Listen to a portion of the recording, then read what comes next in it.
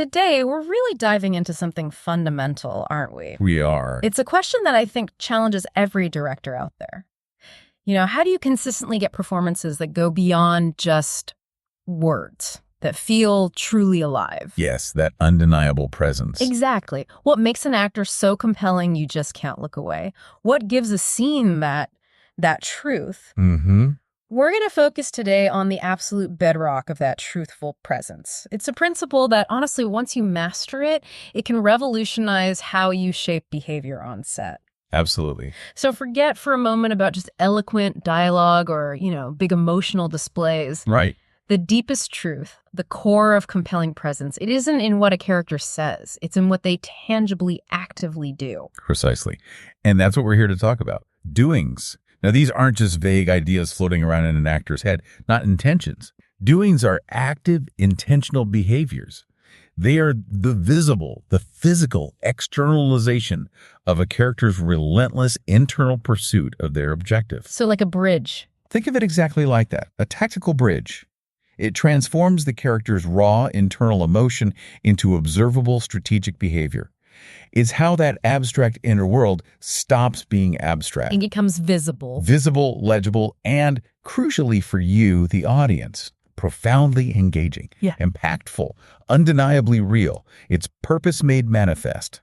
Action. Okay, so for you, the director listening, our mission in this session is very clear. We're going to explore doings with real authority and precision. Yes. We want to guide you in how to shape behavior, how to diagnose when it's missing, and how to intensify it so that every single movement on your set, every gesture in your frame vibrates with purpose, with truth. This isn't theory, it's practical mastery. Actionable tools for you. Let's start with the power of behavior itself, because words alone can be pretty empty, can't they? They can be utterly hollow, just sounds in the air. The animating force, the real lifeblood of a character, that comes from the doing. Right. An objective, no matter how clearly you state it in the script or in rehearsal, it's still just an idea. It's abstract. A thought, a desire, a goal. It exists only in theory until the character physically engages with it. Action gives it form.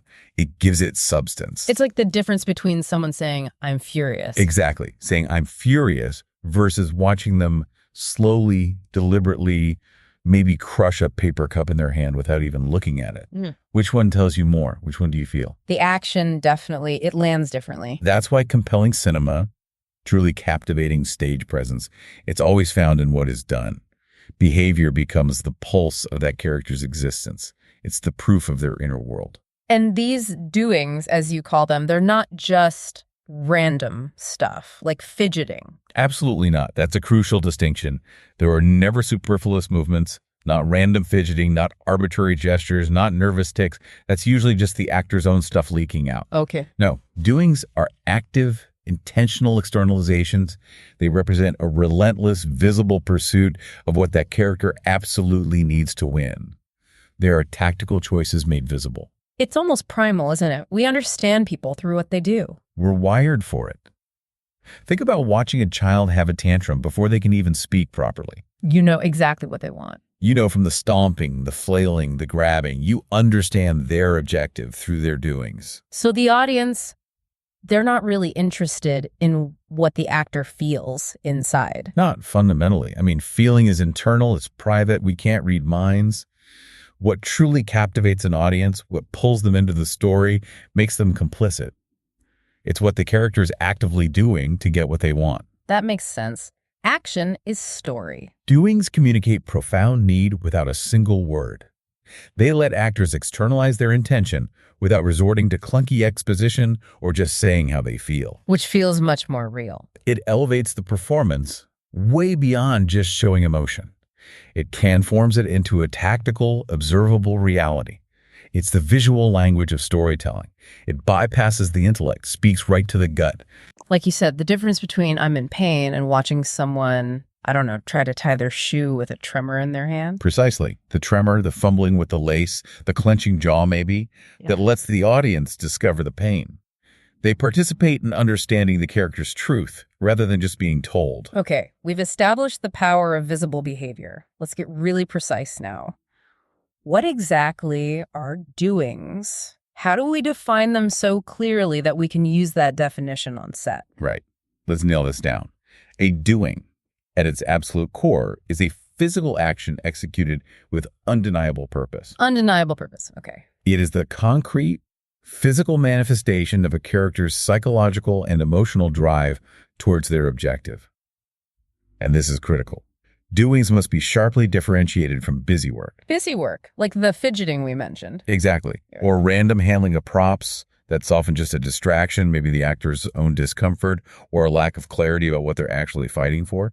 A true doing is always a strategy, a conscious or subconscious choice made in the character's relentless fight to win their objective. It's a calculated maneuver. It's always fighting for something, even if that something is just trying desperately to appear calm when they're falling apart inside. Can we make this more concrete? Let's think about some examples, mundane things maybe, like cooking. A perfect example. Cooking. If a character's just standing there stirring a pot, well, it's inert. It tells us nothing. Right. But if they're using the act of cooking, maybe the chopping, the stirring, the tasting, to actively delay a conversation they dread, or using it to assert control over the kitchen, over the other person in the room, or maybe even, in a darker scenario, using the careful preparation to subtly administer poison, then the simple stirring of that pot becomes loaded. It's tactical. It's not about the food anymore. It's about the objective being pursued through the cooking. Okay, another one. Folding clothes. Seems pretty simple. Simple, yes. But imagine, if it's just about tidiness, fine, it's nothing. But if the character is folding clothes with meticulous, almost unnerving precision, maybe to regain control when their world is falling into chaos, or maybe they're folding to project this image of absolute calm, of normalcy, when internally they are screaming. Or think about this, maybe they're folding slowly, deliberately, to punish someone else in the room with that oppressive silence, broken only by the sharp snap of fabric. Then the folding becomes a powerful doing. The rhythm, the precision, the focus. It reveals the internal stakes, the battle being waged. What about fixing something, a broken object? Again, it's never just about the repair itself, is it? A character might be using the act of fixing something, say, tightening a screw, reconnecting a wire to demonstrate their competence, maybe subtly showing up someone else who couldn't fix it. Or maybe to avoid something. Exactly. Using the focus required to avoid eye contact while delivering a difficult truth. Or maybe they're fixing it frantically, the clumsy urgency revealing their desperation about something else entirely. And scribbling notes in a meeting? Is it really about taking notes, or is it a doing? Are they scribbling intensely to appear engaged when they've completely checked out?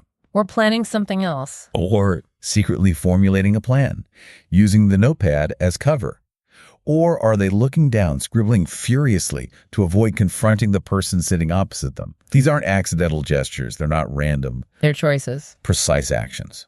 Chosen, consciously or not, and charged with meaning.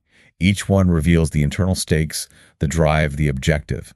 Every seemingly small physical choice you see must be saturated with the character's history, their need, their strategy. Undeniable purpose. So that purposeful nature is really the key. It cannot be overstated.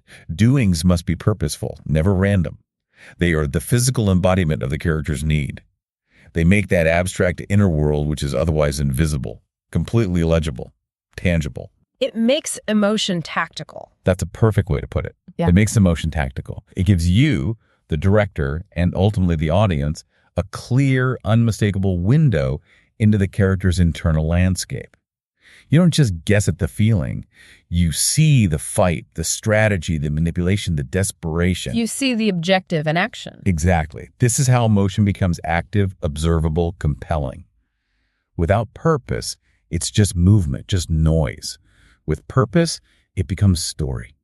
Powerful story. That leads to something really interesting you mentioned earlier, doings as emotional anchors for the actors themselves. Yes, this is incredibly important, especially when you're asking actors to go to vulnerable places. It seems counterintuitive, doesn't it, that an external action would provide internal safety? It does seem that way, but it makes perfect psychological sense. A doing provides a real, tangible anchor, something concrete for the actor to hold on to physically when they're dealing with overwhelming emotion that might otherwise derail the performance. So instead of just telling them, feel heartbroken. which can be paralyzing. It's abstract, internal, potentially a vortex. But if you give them a doing related to that heartbreak, use the trembling in your hand to pick up the pieces of that broken photograph, or try desperately to thread this needle while fighting back tears. Suddenly, the abstract emotion has a physical task, a conduit. It grounds them. It grounds them. It gives them agency, something to do. It roots the actor firmly in their objective, even when they're navigating intense internal chaos. It's a lifeline. It allows the emotion to flow through the action rather than just overwhelming them. It channels the energy productively. And this effect extends beyond the actor's process, right? It changes how we, the audience, see ordinary objects. Absolutely. Everyday objects, simple physical tasks, they become incredibly potent vessels for the character's inner life, their history, their hidden desires. That pen, the glass, the cigarette. That photograph, a piece of clothing, a half-eaten meal. These are never just props when an actor commits to a doing act. They become infused with meaning, charged with history, with desperate need, with complex strategy. An object is just an object until a character does something specific and purposeful with it. The audience doesn't need exposition dump. They don't need to be told. They can see it. They witness the character's inner state expressed in the precise way they handle that object. How do they grip that pen? Is it tight, white-knuckled, betraying rage they're trying to hide? Or is it caressed, revealing a hidden tenderness? How they tie their shoes. Is it a meticulous, controlled ritual because they need order? Or a frantic, fumbling mess because they're late for something crucial or falling apart? The pacing of a room, is it predatory like a caged tiger? Or is it aimless, revealing confusion and despair? Or folding a letter. Folding and unfolding again and again. Are they delaying a decision? Torturing themselves with the contents? Trying to maintain composure under accusation? These are silent monologues. They speak volumes. They imbue inanimate objects with the deepest, most compelling human struggles. So really, doings are doing triple duty. They are. They're a safety net for your actor navigating difficult emotions. They're a powerful storytelling device for you, the director, to make the internal visible. And they act as a kind of truth serum for the audience, bypassing intellectual understanding and hitting them on a gut level. It really comes back to that core idea. Stop trying to show the emotion. Exactly. Show me what you're doing to get what you want.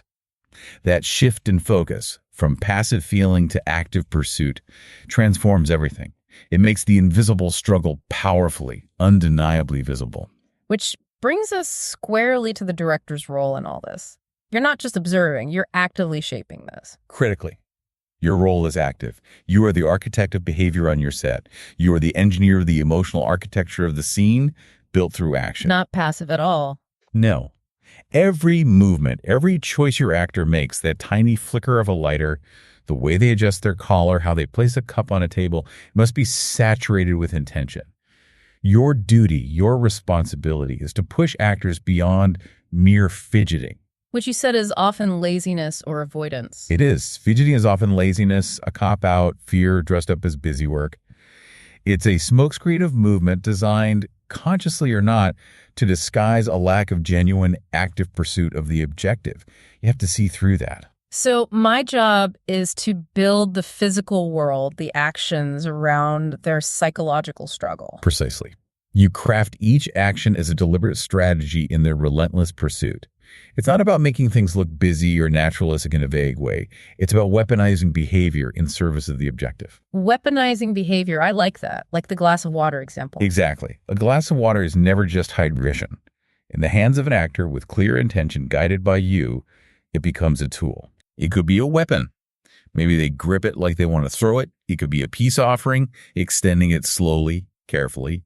A tool for domination, placing it firmly, deliberately, claiming space. Or a means of dismissal, ignoring it completely, refusing the connection it offers. And my guidance needs to make sure the actor knows why they're using the glass that way. Absolutely. They need to know precisely what they are trying to accomplish with that glass. Are they using it to seduce? How? Maybe swirling the ice, holding eye contact over the rim? To distract? Maybe focusing intently on wiping condensation off it while delivering a lie? To assert control? Placing it down with a sharp click at a key moment? And it has to show. It must show in the specific physical handling of it. You have to push them. Push them to confront the discomfort sometimes, the smallest details. Every precise fold of that shirt, every deliberate bite of food, every agonizing second their fingers trace the edge of a photograph. These moments must be charged with history, with need, with undeniable purpose. So my job goes way beyond just the dialogue. Far beyond. You profoundly shape what is done.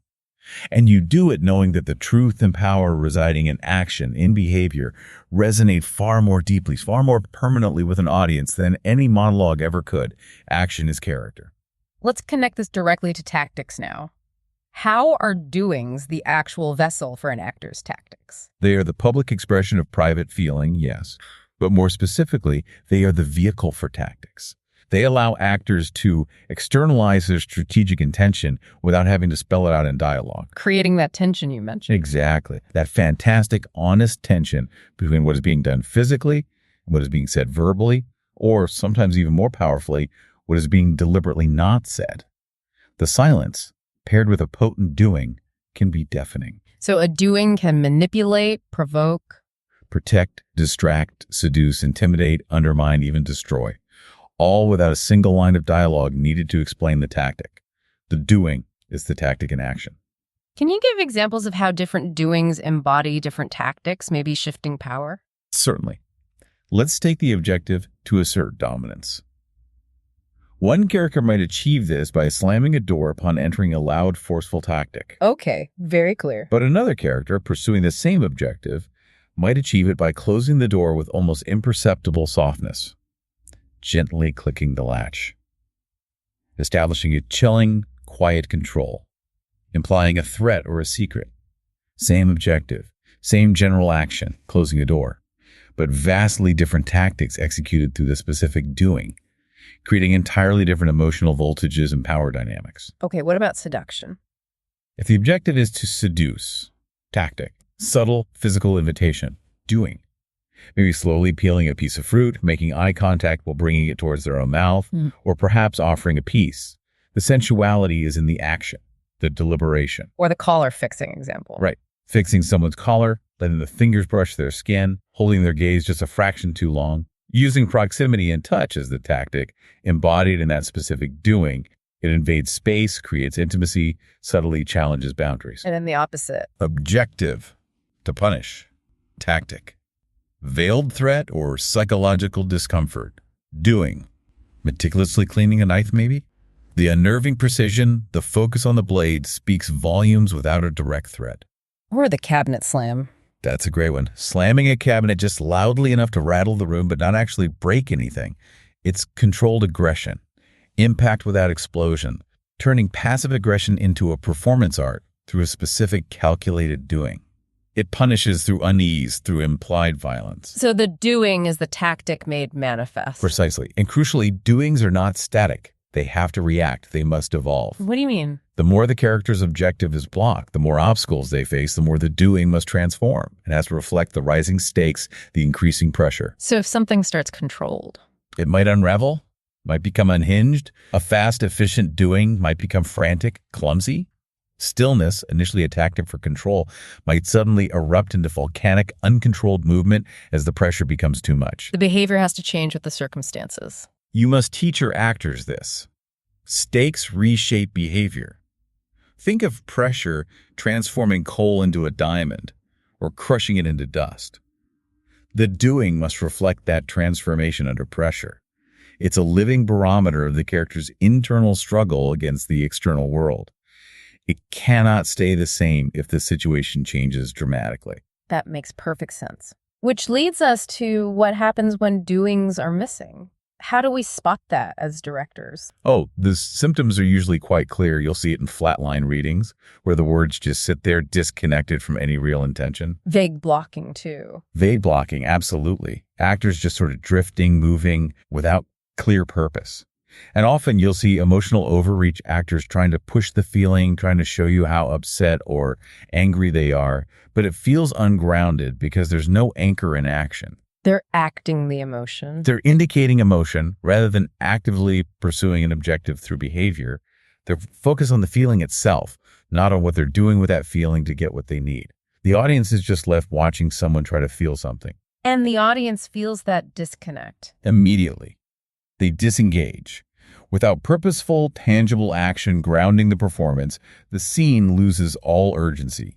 It just becomes motion without story, activity without advancement. It creates dead air on screen or stage. So the audience becomes an observer, not a participant.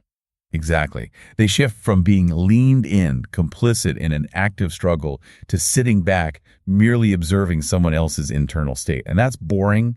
That's where you lose them. They feel like they're watching someone pretend instead of someone live.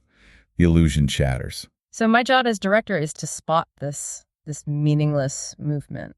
You have to recognize it instantly. Often it masquerades as prop acting, but it's not a doing. It's hiding. It's fear dressed as busy work. It's the actor retreating tactically because they lack clarity or courage. And I need to call it out. Immediately. Intervene. Challenge it directly but constructively. Ask them with absolute clarity, what are you doing right now? Not feeling, doing. Why are you doing it that specific way? What are you trying to get from the other person or from the situation by doing that? And demand concrete answers. Relentless insistence on concrete, actionable answers. Don't let them off the hook with vague abstractions like, I'm just listening or I'm just thinking. True listening is never passive in a dramatic context. They are listening in order to do something, gather intelligence, find a weakness, wait for an opening, formulate a counterattack, fiercely conceal a reaction. Listening must have an active purpose behind it. And thinking. Thinking is vital, of course, but it only becomes dramatically compelling when it bridges into tangible, intentional behavior, or when the effort of thinking, the struggle to process or decide, manifests physically in stillness, tension, a subtle shift. Even stillness can be an active doing if it's purposeful, waiting, resisting, defying. But passive thinking is invisible and uninteresting. The body holds the truth. The body holds the truth, and the camera, the audience, never lies. If there is no active, purposeful doing, there is no active pursuit. And without active pursuit, there is no compelling character, just an actor filling space. Let's talk pitfalls.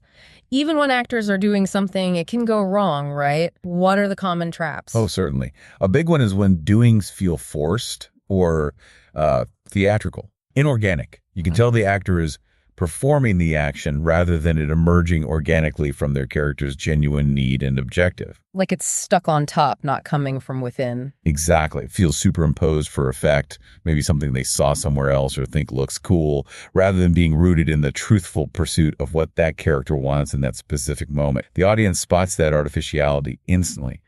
It breaks the reality. Actors overcompensating with excessive, often meaningless business when they're actually unclear about their objective or how to pursue it.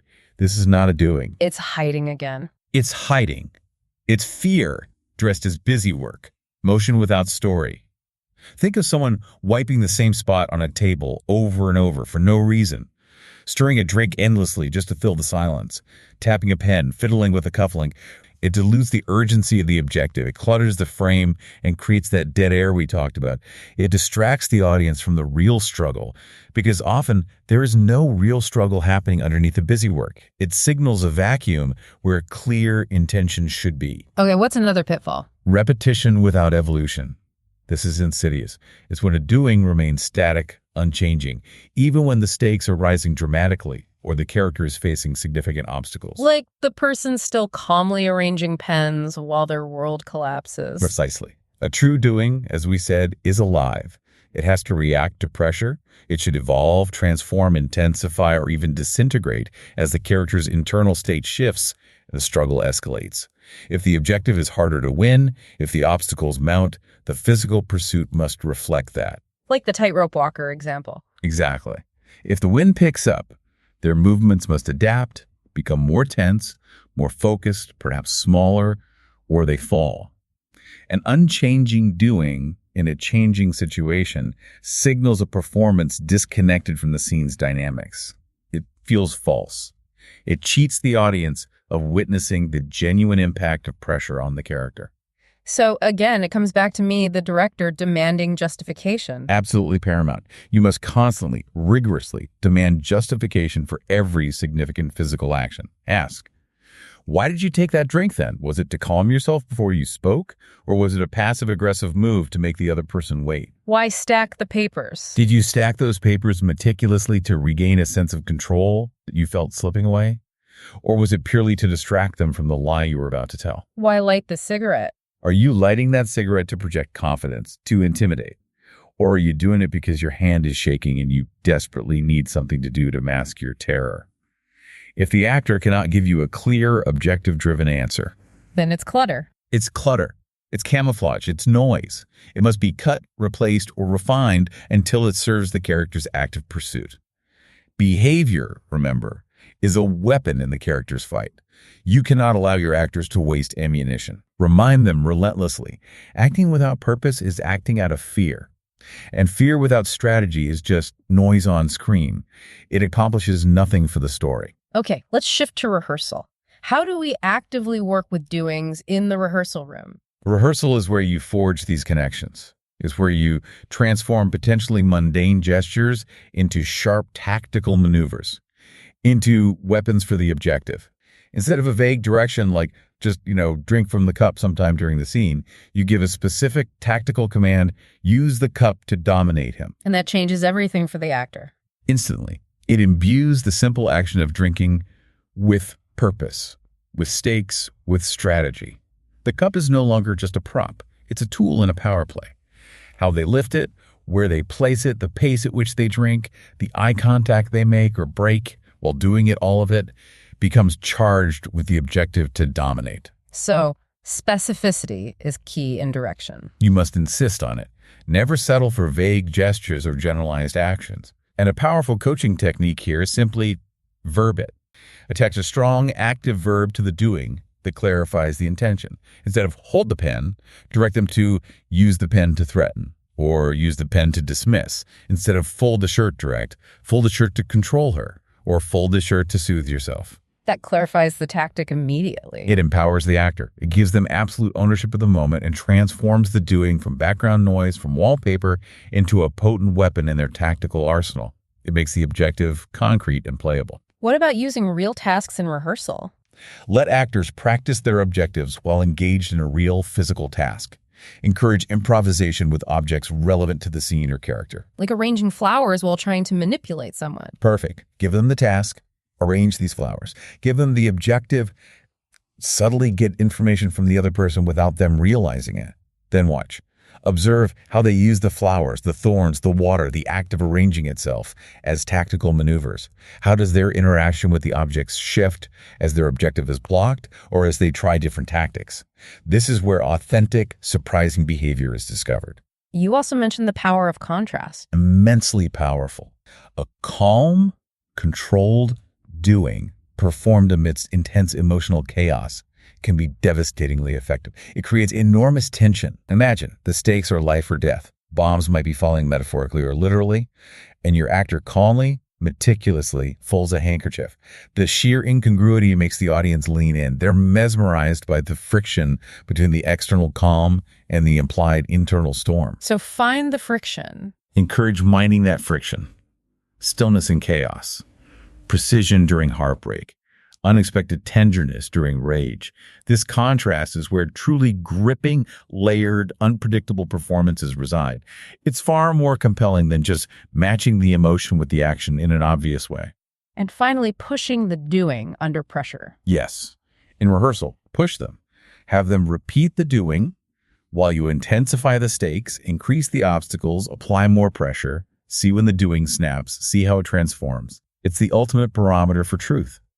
Observe how that initially controlled action, maybe methodically stacking coins, starts to falter, becomes jerky. Maybe the stack collapses as the pressure mounts. The more pressure you apply, the more the behavior revealed. When a doing evolves or disintegrates under pressure, it tells the profound story of a human being breaking down or maybe breaking through to a new level of resolve or desperation. Push actors to live through the doing in rehearsal until it stops feeling like a conscious choice and becomes an undeniable physical confession of their character's deepest truth. That's where the raw, undeniable moments live. Now, let's talk about how doings can become incredibly powerful substitution tools. Substitution. using personal experience. Exactly. This is about infusing the props, the tasks, the doings with deep, authentic personal history and meaning for the actor. It makes the performance undeniable because it's rooted in something real within them. How do you guide an actor towards that? You guide them to unearth what they themselves would instinctively do in that character's situation under that specific pressure, not just asking what might the character do in a general sense, but getting personal. So asking them directly. Yes. Ask them, what are your personal physical rituals when you are desperately trying to keep it together? What emerges physically from your body when you feel immense pressure? How do you instinctively try to mask inner turmoil when you absolutely need to appear calm but feel like you're crumbling inside? Tapping into their own behavioral patterns. Because the most powerful doings, the ones that resonate with primal truth, are often steeped in the actor's personal reality. They reflect the actor's own innate, perhaps unconscious, struggles for control, for love, for validation, for power, channeled through the character's specific circumstances and objective. That personal connection makes it ring true. It makes the performance undeniable. It connects with the audience on a visceral human level because it feels lived, not performed. Think about the power of an actor spending just a second longer touching a photograph, not because the script says touch his photo, but because that photo, through substitution, represents their lost child, their unrequited love. The history is suddenly palpable. Or the polishing the ring example. Polishing a ring that, through substitution, belonged to a father whose approval they never earned. The action transcends the prop. It becomes a physical manifestation of a lifetime of longing, of pain, of unresolved need. That's the power of substitution applied to a doing. And you said a doing can be both a lifeline and a breaking point for the actor. Yes, it's this incredible paradox. It's a lifeline because it gives them agency, something tangible and real to hold on to amidst the chaos of high emotion. It provides focus, control, a task to execute. But it can also betray them. It can be the very thing that exposes their unraveling. The doing itself can become the breaking point, the moment the mask slips and the raw truth erupts uncontrollably. Like the hand shaking while holding the cup. Precisely. The cup starts steady, a tool for composure. But as the pressure mounts, it begins to shake uncontrollably, betraying the fear they're desperately trying to hide. The doing fails them. Or the hand that's been methodically folding a shirt suddenly freezes mid-fold, a physical manifestation of internal collapse. The match that won't light. The match that refuses to light, pushing their frustration into explosive rage or sudden unexpected vulnerability. These aren't accidents in performance. They are profound revelations. There are moments where the character's attempt to control their reality through a doing breaks down. So we need to encourage actors to watch for that. Encourage them. And you as the director must keenly observe when the doing stops serving the objective, when it stops being a successful tactic, and instead begins to betray the deep vulnerability, the desperation, the truth boiling underneath. Because that is where the gold is. That's the unforgettable moment. That's where the performance cracks open, becomes unpredictable, utterly human, and completely unforgettable. The doing is that razor-thin edge between absolute control and utter collapse. And your actor's job, guided by you, is to walk that tightrope with every fiber of their being, moment by moment. So wrapping this up, doings are really the key element. They turn abstract ideas, objectives, emotions into something lived, something visceral. They root the performance in truth, in unpredictability, sometimes even in a palpable sense of danger. They are the engine of genuine, compelling human behavior on screen and stage. It really highlights the difference between acting and living the part. Fundamentally, without doings, actors often just act. They indicate, they perform emotion. With doings, driven by clear objectives, they live the character's struggle, moment by moment. A scene truly isn't alive, it doesn't breathe, until someone does something concrete to win. Victory is the heartbeat. Victory, the pursuit of it, is the very heartbeat of every truly great performance. It's not about passive feeling, it's about active fighting. Even the quietest, most tender scenes are battles when played truthfully. Someone is always fighting for something, for connection, for understanding, for peace, for survival, for love. The doing is the evidence of that fight. So we leave you, the director, with this one crucial question, the question you need to ask yourself and your actors constantly, in rehearsal, on set, in every single moment. Ask this: what is your actor doing to get what they want right now? Not what are they feeling, not what do they hope happens. What are they physically, tangibly doing Yeah. right now in this exact specific moment to get what they absolutely cannot live without? That is the heart of it all. That is the truth of performance.